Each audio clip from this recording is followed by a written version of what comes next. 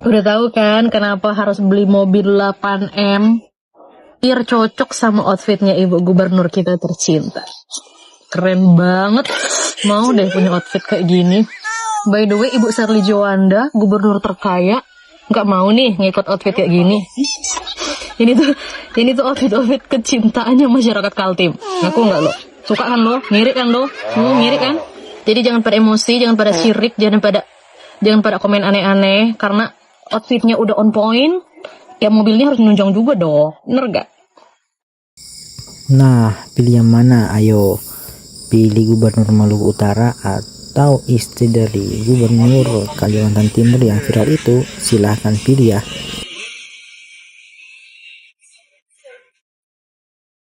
Gaya istri Gubernur Kalimantan Timur jadi sorotan usai viral dengan penampilan glamornya bak bangsawan Belanda saat belusukan menemui warga.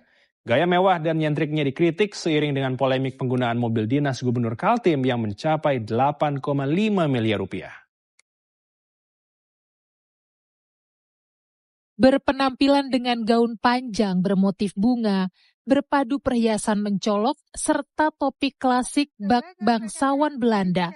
Jadi gaya Sarifah Suraidah Abidin Harum, istri Gubernur Kalimantan Timur Rudi Masud, saat belusukan menyapa warganya.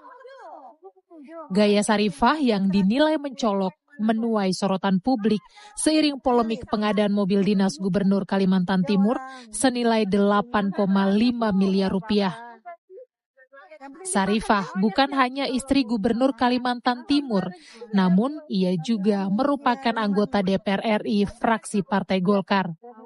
Sebagai pejabat publik, sikap flexing Sarifah dinilai menyinggung perasaan rakyat. Sehingga perbuatan dengan perilaku yang seperti bak noni-noni Belanda itu memberikan narasi negatif terhadap kepercayaan publik kepada seorang anggota dewan dan sekaligus sebagai seorang elit di Kalimantan Timur. Bu Sarifah seolah-olah lupa bahwa apa yang dikenakan, apa yang dipakai bersumber dari dana publik. Ini adalah mobil mewah yang sering digunakan oleh Gubernur Kalimantan Timur, Rudi Masud, sebagai mobil dinas. Pengadaan kendaraan dinas yang mewah ini mencuat di tengah kebijakan efisiensi anggaran. Meski dikritik, Rudi berdalih mobil dinas mewah untuk menjaga marwah masyarakat Kalimantan Timur. Kalimantan Timur adalah miniatur daripada Indonesia. Tamu daripada Kalimantan Timur itu bukan hanya kepala daerah se-Indonesia, tetapi juga adalah dari global. Masa iya kepala daerahnya pakai mobilnya ala kadarnya? Jangan dong. Iya kan, jaga dong marwahnya Kaltim. Ini marwahnya Kaltim, marwahnya masyarakat Kalimantan Timur. Wakil Menteri Dalam Negeri Bima Arya meminta Pemprov Kaltim untuk mengevaluasi kebijakan membeli mobil dinas seharga 8,5 miliar rupiah. Bima Arya meminta pembelian mobil dinas disesuaikan dengan kebutuhan dan harga sewajarnya. Pak Menteri juga sudah berkomunikasi dengan Pak Gubernur. Saya juga secara langsung telah berbicara dengan Pak Gubernur, menyarankan kepada Pak Gubernur untuk meninjau kembali, melakukan evaluasi Di tengah kondisi ekonomi masyarakat yang serba sulit, empati pejabat publik diuji. Gaya pejabat serta kebijakannya haruslah selaras dengan kepentingan publik. Tim Liputan Kompas TV. Ada utang ratusan miliar. Harta kekayaan istri Gubernur Kaltim jadi sorotan saat outfitnya bergaya noni Belanda. Sosok Sarifah Suraidah Abidin Harum ikut mencuri perhatian, termasuk harta kekayaan yang dimilikinya. Sarifah Suraidah merupakan istri dari Gubernur Kalimantan Timur, Kaltim, Rudi Masud. Sebelumnya Rudi Masud viral soal pengadaan mobil dinas senilai 8,5 miliar rupiah. Ternyata Sarifah Suraidah bukan perempuan sembarangan. Dia bukan sekadar pendamping kepala daerah, melainkan juga figur publik yang memiliki pengaruh politik kuat di kancah nasional. Sarifah sempat viral di media sosial karena gaya penampilannya yang unik dan glamor. Melalui akun Instagram pribadinya, ia kerap membagikan potret diri dengan dres panjang bercorak bunga, perhiasan mewah, serta topi lebar yang membuatnya tampil beda. Penampilan ini membuat banyak warganet menyamakannya dengan wanita bangsawan Belanda atau bangsawan Eropa zaman dulu. Rincian harta kekayaan Sarifah Suraidah. Sebagai pejabat negara, Sarifah secara transparan melaporkan hartanya dalam LHKPN. Berdasarkan data per 22 Maret 2025 untuk periode 2024, total kekayaan bersihnya mencapai Rp166.519.280.429. Berikut adalah rincian aset utamanya. Tanah dan bangunan, Rp26,5 miliar sedih mencakup 5 aset properti di Jakarta Selatan, Samarinda, dan Penajam Pasir Utara. Aset terbesarnya berupa tanah dan bangunan di Jakarta Selatan senilai Rp15 miliar. Alat transportasi, Rp250 juta sedih terdiri dari 3 unit mobil lama, yaitu Suzuki X-Over, 2007, Honda Freed, 2008, dan Honda CR-V, 2010. Kas dan setara kas, mencapai Rp28 miliar. Harta lainnya, tercatat sebesar Rp224 miliar. Utang, Sarifah juga melaporkan kewajiban utang sebesar Rp112,6 miliar. Lahir di Balikpapan pada 1 Januari 1981, Sarifah memiliki akar yang kuat di Kalimantan Timur. Sebelum terjun ke politik, ia merupakan seorang pengusaha sukses yang menjabat sebagai pemimpin di PT Barokah Agro Perkasa selama hampir 1 dekade, 2014-2023. Karir politiknya memuncak saat ia resmi dilantik sebagai anggota DPR RI periode 2024-2029 dari fraksi Partai Golkar. Ia maju dari Dapil Kalimantan Timur untuk menggantikan posisi suaminya yang memilih berkompetisi dalam pemilihan gubernur. Di internal partai, Sarifah juga memegang posisi strategis sebagai Ketua Ikatan Istri Partai Golkar, IIPG, Kaltim. Selain kesibukan di parlemen, Sarifah dikenal aktif dalam berbagai kegiatan kemanusiaan. Ia mendirikan Bestie Sarifah Suraidah, BSS, sebuah komunitas sosial, serta menginisiasi Harum Center Foundation. Lembaga ini berfokus pada pemberdayaan masyarakat, edukasi, dan misi sosial bagi warga di wilayah Kalimantan Timur. Gubernur Kaltim Rudi Masud dan anggaran fantastis mobil dinas Rp8,5 miliar. Seperti diketahui, suami Sarifah Suraidah, Gubernur Kaltim Rudi Masud juga tuai sorotan buntu pernyataan terkait pengadaan mobil dinas baru. Polemik ini bermula dari anggaran fantastis mencapai Rp8,5 miliar yang dialokasikan pemerintah Provinsi Kaltim untuk kendaraan dinas operasional sang gubernur di Jakarta. Rudi Masud secara terbuka menyatakan keberatannya jika harus menggunakan kendaraan kelas menengah seperti Kijang karena dianggap tidak merepresentasikan kekuatan ekonomi daerahnya. Jangan saya disuruh pakai Kijang. Jangan direndahkan masyarakat Kaltim ini seolah-olah miskin banget gitu loh, tegas Rudi. Berdasarkan data sistem Inapro Pemprov Kaltim, kendaraan yang sedang diproses tersebut merupakan jenis SUV hybrid mewah dengan spesifikasi teknis tinggi, yakni mesin 2996 cc bertenaga 434 HP yang didukung motor listrik 140 kW. Pengadaan ini memicu gelombang protes dari ratusan mahasiswa yang tergabung dalam Aliansi Gerakan Rakyat Menggugat, Aliansi Geram, pada Senin, 23 Februari 2026. Menghadapi desakan tersebut, Rudi Masud meminta semua pihak untuk tetap tenang dan tidak berpikiran negatif. Kami di Kalimantan Timur sampai hari ini belum ada mobil dinas dari Pemprov Kaltim untuk Kalimantan Timur yang ada di Jakarta, ujar Rudi. Rudi berargumen bahwa pemilihan spesifikasi mobil tersebut masih berada dalam koridor hukum, khususnya merujuk pada Permendagri Nomor 7 Tahun 2006 yang mengatur standar kendaraan dinas pejabat daerah. Selain itu, ia menekankan posisi strategis Kalimantan Timur sebagai beranda utama Indonesia menyusul keberadaan Ibu Kota Nusantara, IKN. Menurutnya, fasilitas yang mumpuni diperlukan untuk menyambut tamu-tamu internasional agar martabat daerah tetap terjaga. Ingat, Kalimantan Timur ini etalase Indonesia. Hari ini mobil Pemprov Kaltim tidak ada mobilnya di sini yang ada cuma di Jakarta. Kalau di Jakarta disesuaikan dong. Jelas pria yang juga menjabat sebagai Ketua Asosiasi Pemerintah Provinsi Seluruh Indonesia, APPSI, tersebut. Bu Shirley, tahukah bahwa Ibu ini adalah gubernur terkaya di Indonesia? Tahu. Tahu. Coba kita lihat datanya juga ya Bu ya, dari LHKPN kita saksikan, wow, subtotalnya banyak sekali Bu. Menurut Ibu, bagaimana Ibu dianggap menjadi gubernur terkaya di Indonesia berdasarkan data ini? Ya sesuai data angkanya begitu. Oh. Kan dari pengusaha. Ketika kita menjadi pengusaha, kita harus melaporkan semuanya dengan benar. Jadi ketika menjadi pejabat, dia terbawa LHKPN-nya.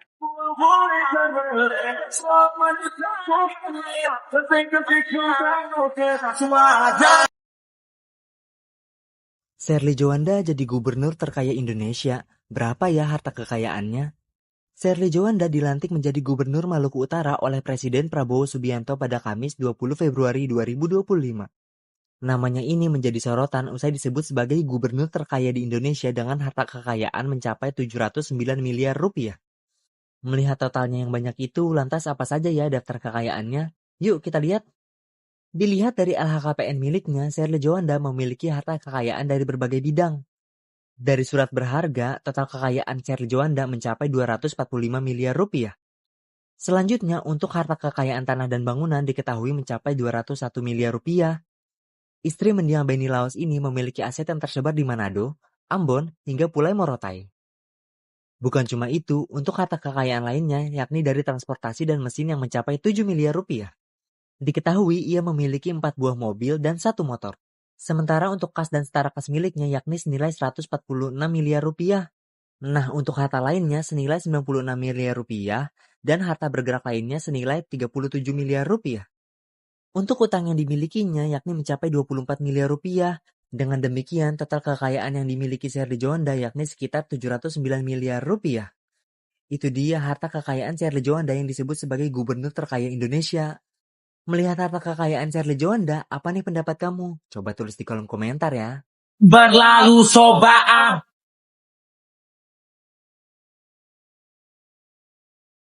Untuk administrasinya. Bapak punya kapak.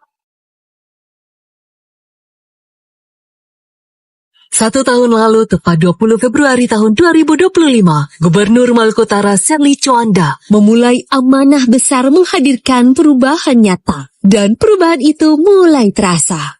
Di bidang pendidikan, biaya komite SMA, SMK, dan SLB negeri maupun swasta resmi dihapus melalui program BOSDA. Tahun 2025 dialokasikan senilai 38 miliar dan meningkat menjadi 50 miliar pada tahun 2026. Lebih dari 54 miliar dari APBD dan 92 miliar APBN juga digelontarkan untuk revitalisasi dan digitalisasi sekolah. Ini tentang memastikan tidak ada lagi anak Maluku Utara yang tertinggal karena biaya. Di sektor kesehatan, hampir 100% warga telah terdaftar dalam BPJS Kesehatan. Dengan KTP Maluku Utara, layanan dapat aktif dalam 24 jam. Akses kesehatan kini lebih cepat, lebih mudah, dan lebih merata. Untuk kesejahteraan masyarakat, 700 rumah tidak layak huni direnovasi pada tahun 2025 dengan anggaran sekitar 20 miliar dan ditargetkan meningkat menjadi 1.500 rumah pada tahun 2026 karena bangunan yang layak adalah dasar kehidupan yang bermartabat. Di sektor pertanian, 1.500 hektar dibuka untuk lahan baru dan 41 km jalan tani dibangun. Hilirisasi komoditas kelapa dan rempah didorong melalui kolaborasi dengan Kementerian Pertanian Republik Indonesia agar petani tidak hanya menjual bahan mentah, tetapi memperoleh nilai tambah yang lebih besar. Di laut, transformasi pesisir dimulai dari kampung nelayan Dufa-Dufa dengan bantuan 230 kapal dan alat tangkap serta akses pembiayaan untuk memperkuat kemandirian nelayan. Pembangunan infrastruktur juga diprioritaskan dengan alokasi sekitar 700 miliar untuk jalan dan jembatan demi membuka konektivitas antar wilayah.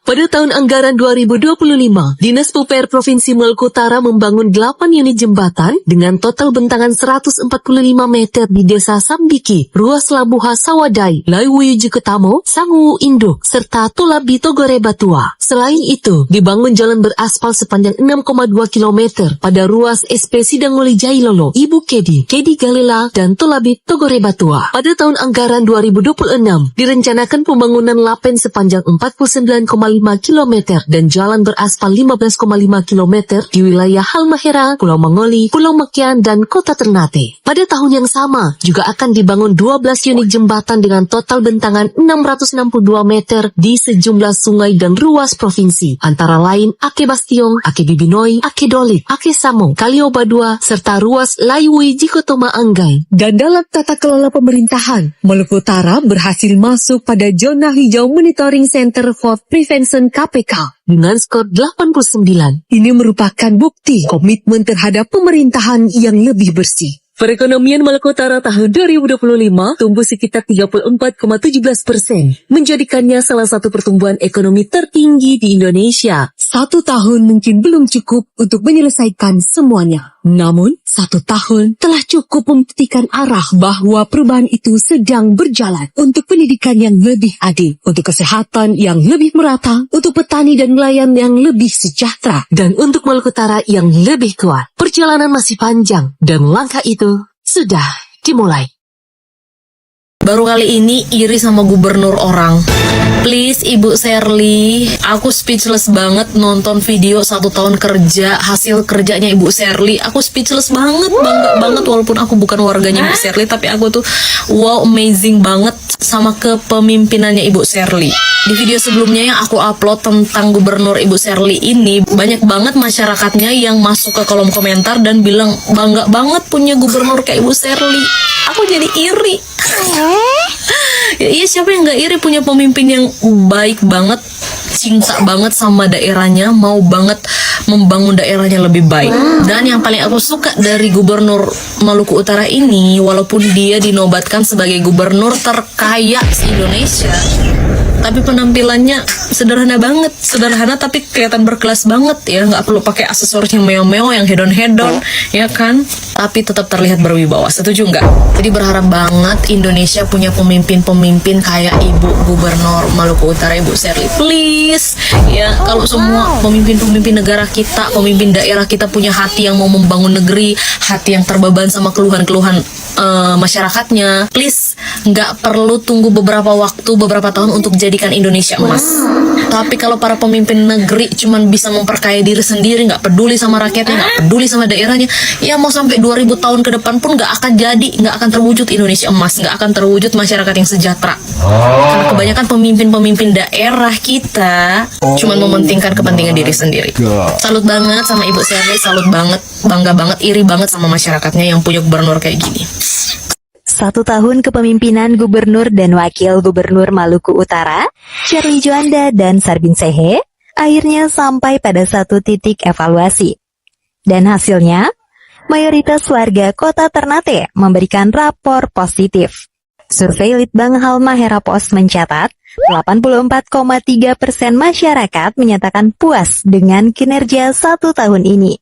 Tapi dalam demokrasi, suara kritis adalah bagian dari kesehatan pemerintahan. Apa yang membuat publik puas? Program perumahan menjadi penggerak utama. Sebanyak 40,3% responden menilai rumah layak huni dan intervensi kebutuhan dasar sebagai bukti nyata keberpihakan pemerintah. Di sektor pendidikan, kebijakan sekolah gratis diapresiasi 17,5% warga. Layanan kesehatan gratis dan perhatian terhadap gizi masyarakat juga menyumbang 12,5% tingkat kepuasan. Namun, tantangannya tetap ada. Infrastruktur masih menjadi titik lemah.